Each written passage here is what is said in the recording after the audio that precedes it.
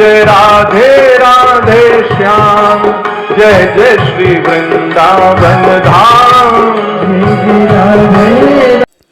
जय श्री कृष्ण, जय श्री राधे। प्रेमियों, अध्यात्म मीडिया में आपका स्वागत है, अभिनंदन है। और आपके हृदय में विराजमान हमारे श्री ठाकुर जी को सादर प्रणाम मेरे तरफ से। प्रथम भगति संतन कर संगा, संत का क्या स्वरूप है, जो अपने लिए नहीं सिर्फ जीव सेवा में ही समर्पित रहते हैं, यानी सभी का सम्मान, सभी का कल्याण, जनमानस के कल्याण के लिए जिनका जीवन ही समर्पित है। ऐसे हमारे साथ आज खास मेहमान सुदामा कोटि के महंत श्री 108 श्री परम पूज्य अमरदास जी महाराज, आपके श्री चरणों में आपकी ओर से और अध्यात्म मीडिया परिवार की ओर से महाराज श्री को सादर प्रणाम। जय श्री राम। आज हम आपको खास कुछ बातें श्रवण कराएंगे पूज्य महाराज श्री के मुखारबिंद से, कि लोग बोलते हैं कि साधु और संत कहाँ से इतना सेवा करते हैं, तो इनके ऊपर किसी और का हाथ होता है। वो हाथ किसका होता है, पूज्य महाराज श्री से जानते हैं। जय श्री राधे, जय श्री राधे। अध्यात्म मीडिया के दर्शकगण सभी को जय श्री राधे। और युगन ते कमल नैन कलयुग बड़ी कृपा करे। तो इस कलिकाल में भगवान ने अपने भक्तों के लिए विशेष अवसर दिया है। और जो इस युग में भगवान का नाम जप करते हैं, भगवान के धाम की प्रदक्षिणा करते हैं, संतों का पावन सानिध्य प्राप्त करते हैं, संतों का वाणी श्रवण करके उनके बताए हुए मार्ग में चलते हैं, तो ये समझना चाहिए कि ठाकुर जी की विशेष कृपा है। अन्य युगों में ऐसा नहीं था। बहुत कुछ साधना करने के बाद, बहुत कुछ परित्याग करने के पश्चात यह सब अवसर प्राप्त होता था। हम के लिए नहीं होते, ये सब के लिए होते हैं।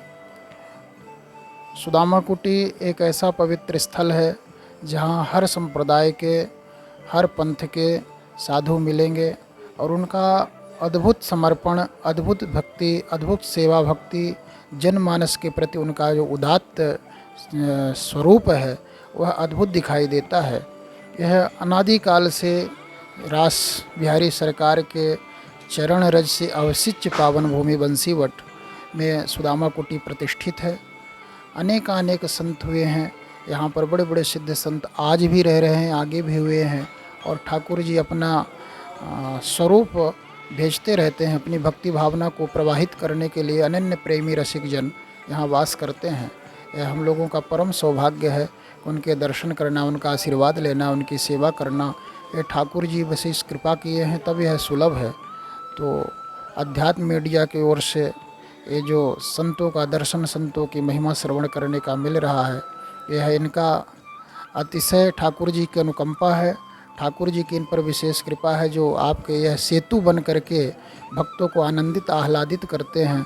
धाम की महिमा संतों के यहाँ जा करके, विद्वानों के यहाँ जा करके उनकी वाणी को आप तक पहुँचा रहे हैं। बहुत बहुत इन्हें साधुवाद, और ठाकुर जी इनकी सेवा ऐसे लेते रहें। जय श्री राधे। जय श्री कृष्ण, जय श्री राधे, जय बिहारी जी की।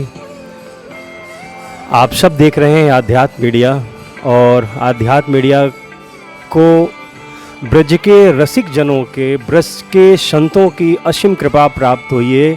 क्योंकि ठाकुर जी के भगवान हमारे मर्यादा पुरुषोत्तम राम ने भी ये कहा है कि प्रथम भगति संतन कर संगा, और संत हृदय नवनीत समाना।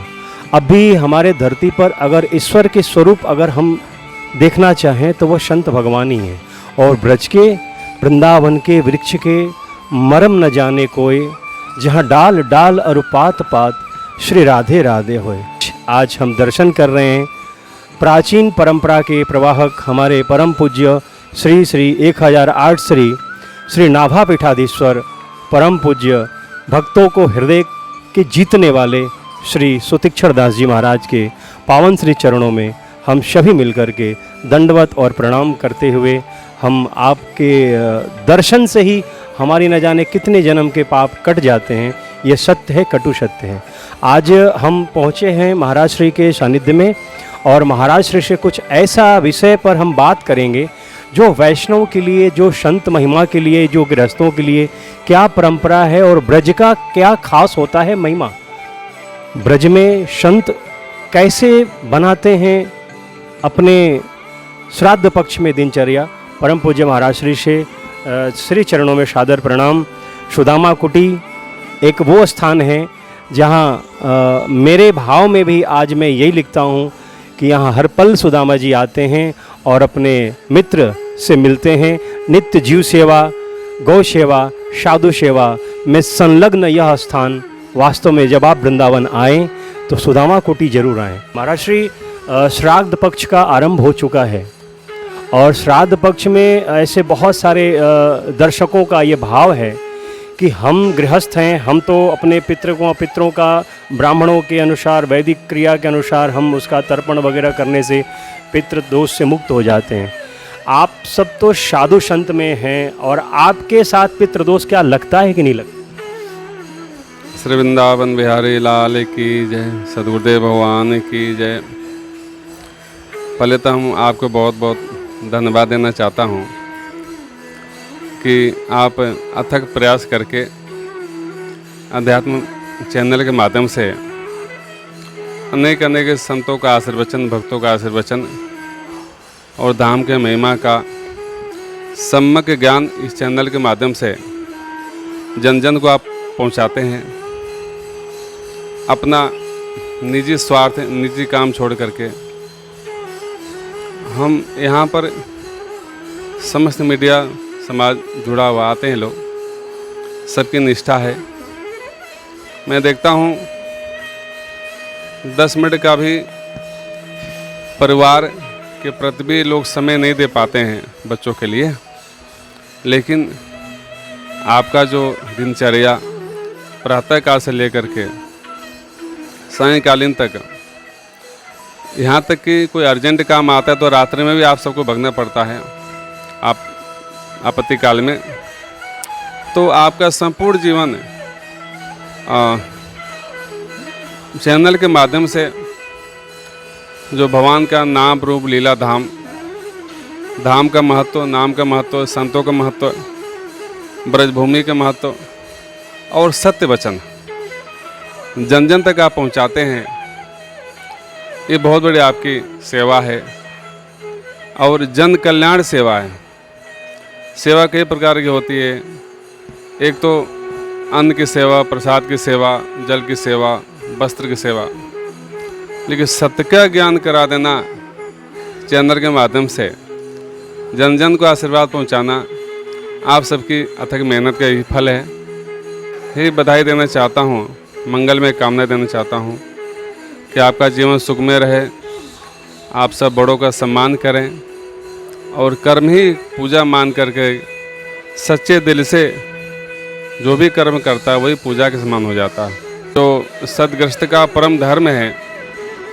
भगवान राम भी महाराज दशरथ जी का पिंडदान गया में उनका तर्पण विधिवत रूप से किए।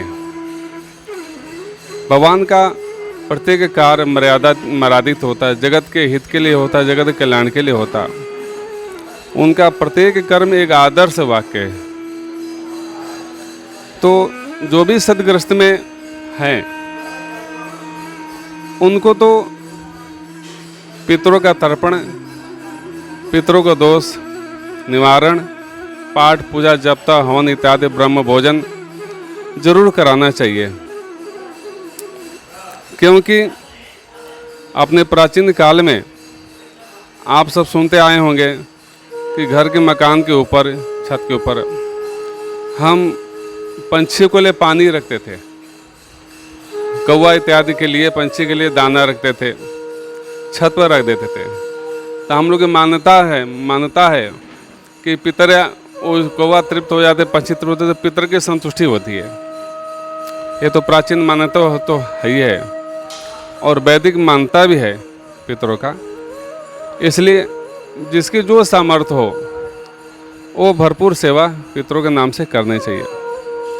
दूसरी बात यह है, हम संदेश जरूर देना चाहते हैं कि अपने माता पिता जब तक जीवित हैं, जब उनका शरीर स्वस्थ है, अथवा जब तक धराधाम में विराजमान है, उनको खूब सेवा करें, जो उनके आदेश का पालन करें, उनके चरणों को छू करके आशीर्वाद लें। तो माता पिता जीवित में जो प्रसन्नता से जो आशीर्वाद देते हैं, वो आशीर्वाद तो लगते ही लगता है। अक्सर देखा जाता है कि जो माता पिता की सेवा नहीं कर पाते बाद में पछताते हैं। जब तक माता पिता रहते हैं, किसी कारणवश सेवा नहीं कर पाते, दूरी बन जाता है, तो दूरी बना लेते हैं, तो बाद में जब जाने के बाद में मन में उनके ठेस पहुंचता है कि काश हम पहले अगर ऐसा सेवा करता तो अच्छा रहता। उनको सम्यक प्रकार से मान सम्मान दें, सेवा करें, भोजन समय में दे, वस्त्र दे, चरणों की सेवा दे, आशीर्वाद कर ले, उनसे चरणों को प्रणाम करके। साथ में महत्वपूर्ण बात ये भी है, हमको 15 दिन साल में आती है, पितृपक्ष आती है, लेकिन बाकी दिन हम माता पिता की कितनी सेवा करते हैं, ये भी गौर करने लायक है। उनको आए सो मांग कर ही पुर काजा, देख चरित हर्ष ही मन राजा। कहने तात्पर्य है, पुत्र वही पुत्र कहलाने लायक है जो माता पिता का आशीर्वाद जीवित में लिया हो। रही बात आपने जो प्रश्न किया है, जो संत महात्मा हो जाते हैं उनके लिए क्या पितृ कर्म जरूरी है? तो गुरुदेव का तो यही वाक्य है, यही महापुरुष का वाक्य है, संत का वाक्य है कि जो भगवान के शरणागति के ऐसा महत्व है, जिस दिन भगवान के नाम कान में पड़ता है, राम जी शरण में अपना आते हैं, गुरुदेव विरक्त वेश देते हैं, तिलक, कंठी, नाम, मंत्र, छाप इत्यादि जो भी देते हैं, उसी समय जिस दिन भगवान शरण में व्यक्ति आता है, उसी दिन से पितृ ऋण, देव ऋण, ऋषि ऋण और तीनों ऋण से व्यक्ति मुक्त हो जाता है। क्योंकि भगवान के शरण की महिमा ही ऐसी है, किसी के भगवान ऋणी नहीं रहने देते हैं।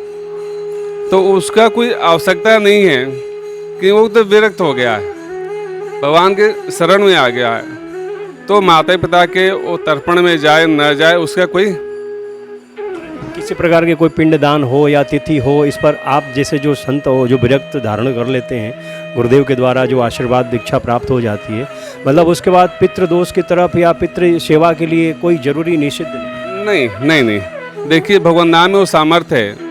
हम जो कुछ भी करते हैं, संत सेवा करते हैं, भगवान नाम जपते हैं, तो पितर लोग तो वैसे खुश हो जाते हैं, क्योंकि पितर भी धन हो जाते हैं। वो भी कामना करते हैं कि मेरे कुल परिवार में कोई राम भक्त हो, कोई कृष्ण भक्त हो, कोई नारायण भक्त हो, ताकि वो भजन करे तो मेरा उद्धार हो जाएगा।